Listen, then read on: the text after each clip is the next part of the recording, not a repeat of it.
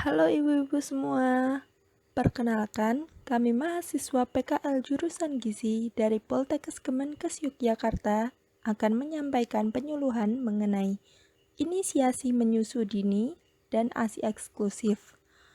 Penyuluhan ini disampaikan sebagai program PKL Gizi Masyarakat Poltekkes Kemenkes Yogyakarta pada tahun 2020.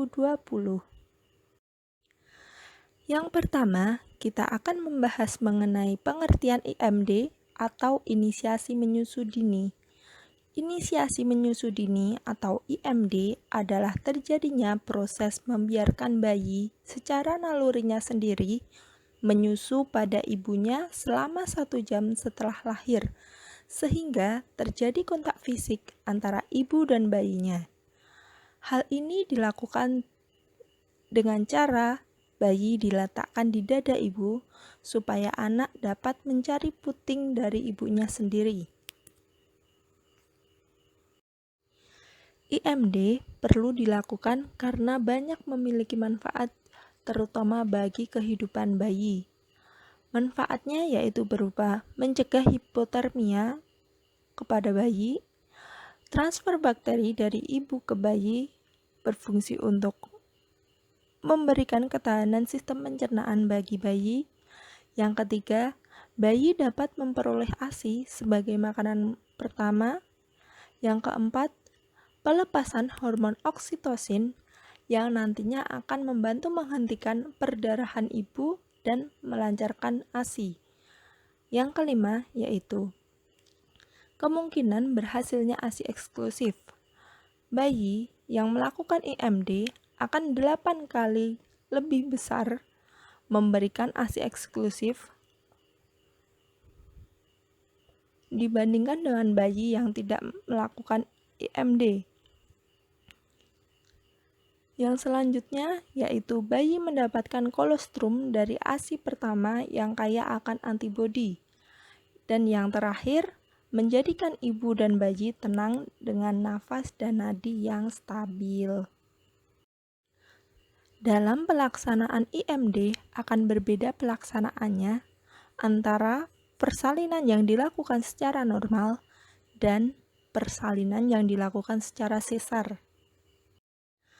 Pelaksanaan IMD untuk persalinan yang dilakukan secara normal yang pertama adalah pendampingan keluarga, selanjutnya bayi lahir lalu dikeringkan secara secepatnya, terutama kepala, kecuali kedua tangan. Mulut dan hidung bayi dibersihkan, tali pusat diikat.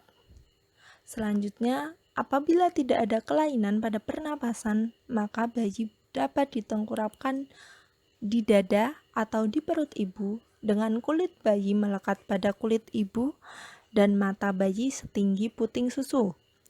Kemudian keduanya diselimuti dalam selimut yang sama. Yang selanjutnya, ibu dianjurkan untuk menyentuh dan berbicara kepada bayi. Bayi dibiarkan untuk mencari dan mendekati puting si ibu. Selanjutnya, biarkan kulit bayi bersentuhan dengan kulit ibu selama paling tidak 1 jam. Bila menyusu awal terjadi sebelum 1 jam, tetaplah membiarkan bayi di atas dada ibu sampai setidaknya 1 jam. Nah, apabila dalam 1 jam menyusu awal belum terjadi, maka ibu dapat dibantu dengan cara mendekatkan bayi ke puting, namun tidak boleh untuk memasukkan puting ke dalam mulut bayi dan memberikan waktu pada bayi selama 30 menit atau 1 jam lagi.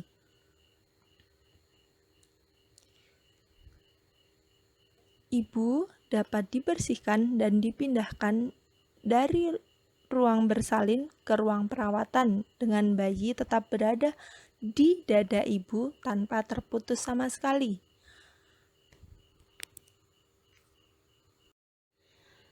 Selanjutnya yaitu pelaksanaan IMD untuk persalinan sesar.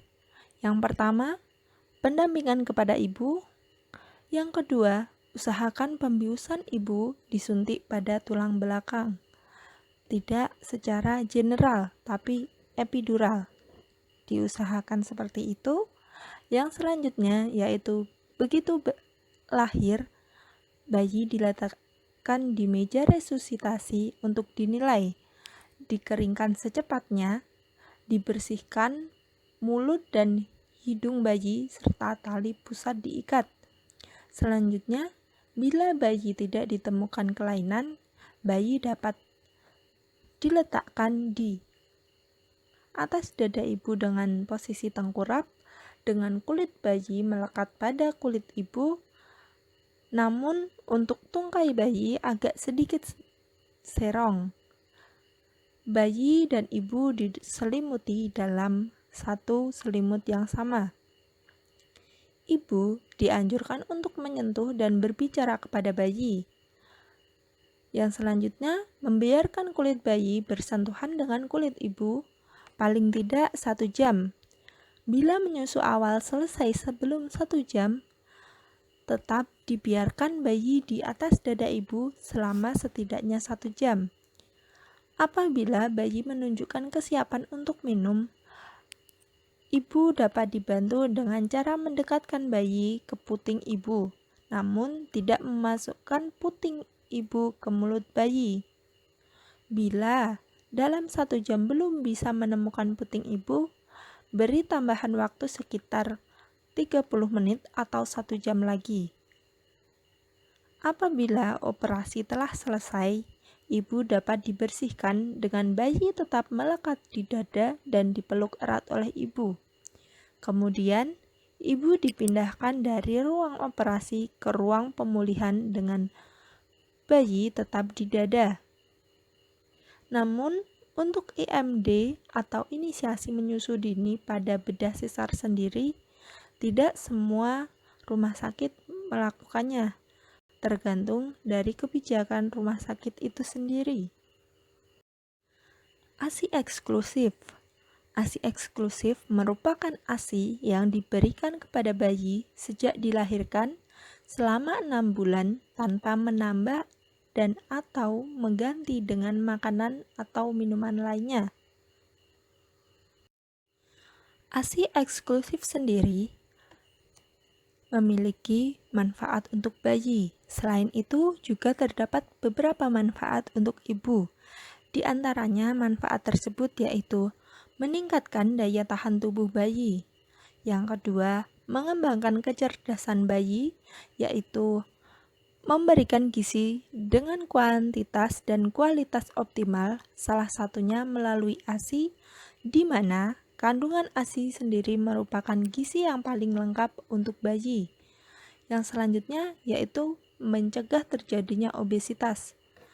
Kenapa dapat mencegah terjadinya obesitas? Yaitu karena bayi yang diberi ASI dapat mengatur asupan energi berhubungan dengan respon internal dalam bayi menyadari rasa kenyangnya. Selanjutnya yaitu meningkatkan risiko stunting. Selanjutnya, mengurangi perdarahan setelah melahirkan, yaitu selanjutnya sebagai kontrasepsi yang aman, murah, dan cukup berhasil untuk ibu. Selain itu, juga dapat menurunkan berat badan secara alami, yaitu berat badan ibu. Saling menjalin kasih sayang antara ibu dan bayi. Kegiatan ibu yang menyusui anaknya akan menimbulkan rasa aman, tentram, dan terlindungi dalam diri bayi sendiri. Ternyata, ASI dapat diukur melalui kecukupan ASI untuk mengetahui apakah ASI yang diberikan itu sudah sesuai dengan jumlahnya yang diperlukan oleh bayi, di antaranya dengan beberapa indikator seperti berat badan bayi saat lahir telah tercapai sekurang-kurangnya akhir minggu setelah bayi lahir. Yang kedua, kurva pertumbuhan berat badan bayi hasilnya memuaskan. Yang ketiga, bayi lebih banyak mengompol sampai dengan 6 kali atau lebih dalam sehari. Selanjutnya, saat bayi menyusu, bayi akan menyusu dengan rakus, kemudian akan melemah saat tidur. Dan yang terakhir yaitu setelah menyusui, maka payudara ibu akan terasa lebih lunak. Faktor-faktor keberhasilan terhadap ASI eksklusif terbagi menjadi dua, yaitu faktor internal dan faktor eksternal. Faktor internal merupakan faktor yang bersumber dari diri ibu sendiri. Terdapat 5 faktor internal yang mempengaruhi keberhasilan ASI eksklusif, yaitu berupa ketersediaan ASI, pekerjaan dari ibu sendiri, pengetahuan atau informasi yang dimiliki oleh ibu, dan kondisi kesehatan dari ibu sendiri. Sedangkan faktor eksternal adalah faktor yang mempengaruhi keberhasilan ASI eksklusif dari selain diri ibu sendiri. Terdapat 3 faktor di antaranya petugas kesehatan, kondisi kesehatan bayi sendiri, dan keyakinan yang dimiliki oleh ibu terkait dengan kepercayaan sehingga nantinya dapat memengaruhi motivasi dalam diri ibu dalam melakukan kegiatan menyusui bagi bayi sehingga nantinya akan mendorong perilaku ibu. Terima kasih kepada ibu-ibu semua atas partisipasinya yang telah berkenan mendengarkan dan menyimak video penyuluhan ini. Semoga video ini bermanfaat. Terima kasih.